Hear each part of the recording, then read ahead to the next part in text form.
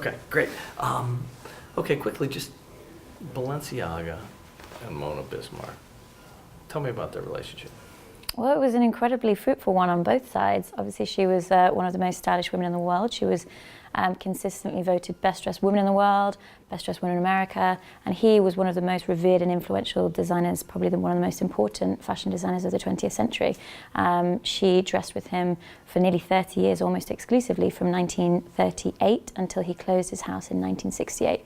And it's interesting, when he closed his house in 1968, it's kind of part of fashion legend that she, according to Diana Vreeland, refused to come out of her room for 3 days because she was so distraught, because it was really the end of a part of her life. How would you describe Mona Bismarck's style? I would say she's quite pared back and chic in a lot of ways. I think she dressed very well for her incredible kind of silver hair and sparkling blue eyes. She had an incredible sense of colour, and I think she had incredible presence. Yeah, she's a style icon.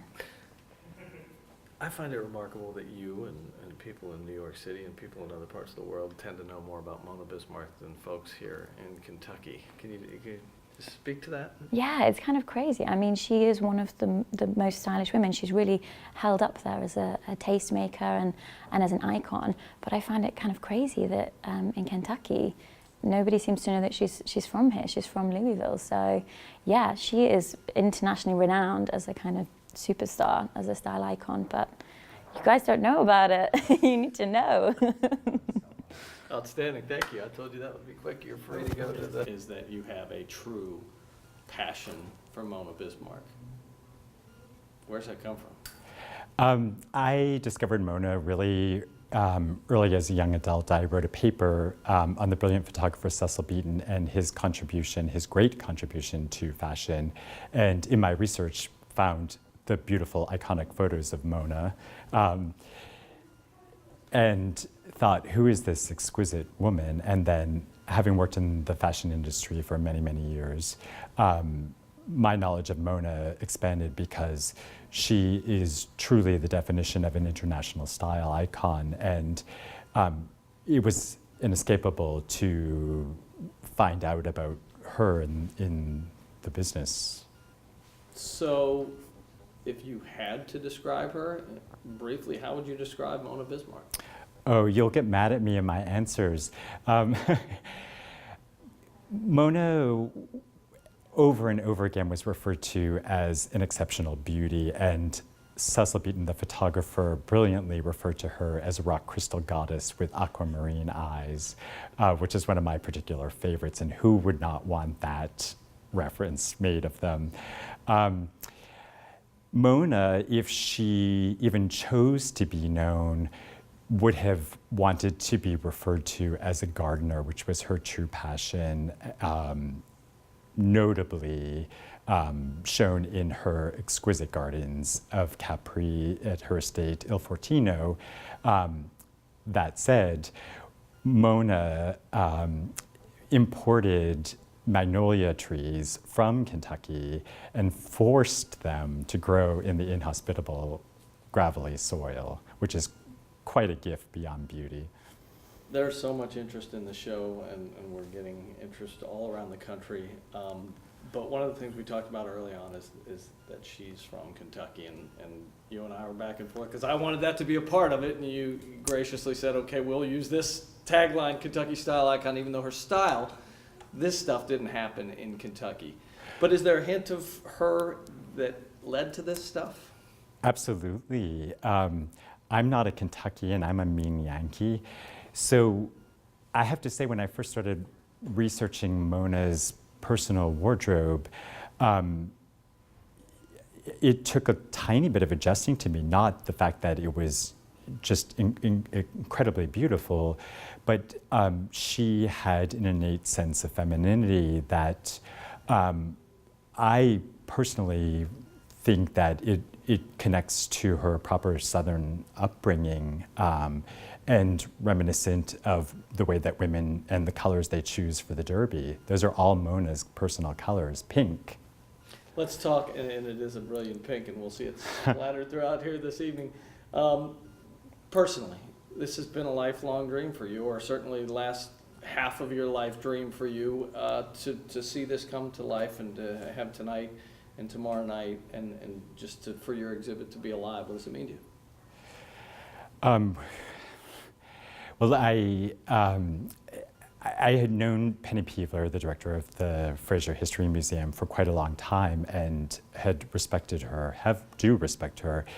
And I, in knowing that she had become the director, promptly came to her and pitched this idea, knowing that Kentuckians, to my shock, had almost no idea of who Mona was. So, I mean, I'm a little bit in shock after being in such a vacuum for over 2 years doing research and then installing a show, and then now actually being here and realizing that there's going to be some sort of public awareness, which ultimately in the pitch to do the show was the notion of doing the show, but somewhere along the way of trying to make this incredibly difficult and huge show happen, I temporarily lost sight of that. So it may take me about a week to be able to fully answer that question. None of this happened by accident, though. This is curated like Mona's wardrobe. It's curated like every photograph she ever took. This carpet was made especially for this exhibit. The carpet is 1930s custom, and the blue is intended to be a replica of Mona's blue eyes. There's a beautiful Rococo Revival scrolling detail, or a Baroque cartouche that we use on the walls, which is pulled directly from a photograph of Balenciaga's Salon from 1937, which is the beautiful plaster scrolling around his doorways. There's absolutely nothing in this show that could be considered incidental or accidental in any way, shape, or form. Outstanding. Okay. All right. Told you I'd be. I didn't recognize you. You were. Isn't he amazing? Hey, I know it. How you doing? Good seeing you. Our goal is to hire pretty much anybody who's talented. That's awesome. And just, yeah, exactly. I was telling him and his brother, I liked him on the radio. Terry had him on the radio. Oh, yeah. Before the election, and I was like, that's awesome. 2012. Yeah. Now, is that because you and your brother are on opposing sides? No. No, okay. We just have the same opinion. We express it with different levels of vigor. Yeah. Oh, that's good. Yeah. Well, let's say a big rousing yay, Pennsylvania. Yeah. Okay. Did they call it? They called it. They called it blue. Call it blue, like the river. Hey, roll. Good evening. Please join us for magnificent Mona Bismark. As the place where the world meets Kentucky, there's no better story to share than that of magnificent Mona Bismark. Mona Bismarck's dressing was considered high art.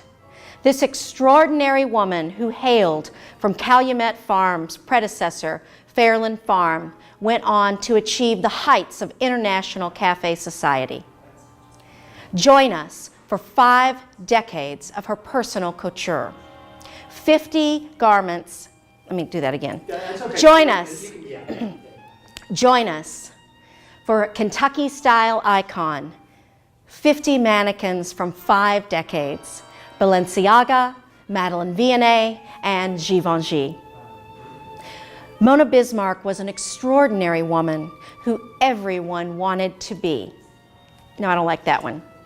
Mona Bismarck's hospitality was legendary, just like that of every legendary Kentucky hostess. Mona Bismarck never forgot her southernness, whether it was transporting her beloved magnolias to the Isle of Capri to plant a magical fairyland garden, or expressing and curating every aspect of her life. Mona Bismarck was truly an extraordinary Kentuckian. Okay, that's all I got. Excellent. Well, that's Okay. a lot of script you just got. Mike, check. Check 1, 2, 3, 4. Check 1, 2, You're 3, 4. looking straight at the camera, right? Right. No, I'll look a little off, like I'm being interviewed. Is that right? Perfect. And you roll. All right, here we go. On 3, 2. The best dressed woman in the world is back in her home state of Kentucky, and her name is magnificent Mona Bismark. Do that one more time. And let me change shot a little bit. Good.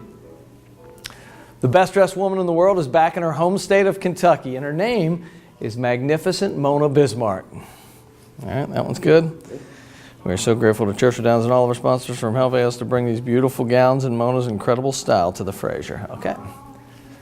You know, we are so thankful to Churchill Downs and all of our sponsors for helping to bring these beautiful gowns and Mona's exquisite style back to Kentucky, to the Fraser. Let me do. So Churchill Downs and all of our sponsors for helping us to bring these beautiful gowns and Mona's incredible style to the Fraser. Okay. We are so grateful to Churchill Downs and all of our sponsors for helping us to bring these beautiful gowns and Mona's exquisite style to the Fraser History Museum. Okay, one more time, in 3, 2, 1. We're so grateful to Churchill Downs and all of our sponsors for helping us to bring these beautiful gowns and Mona's magnificent style back to her home state of Kentucky and to the Fraser History Museum.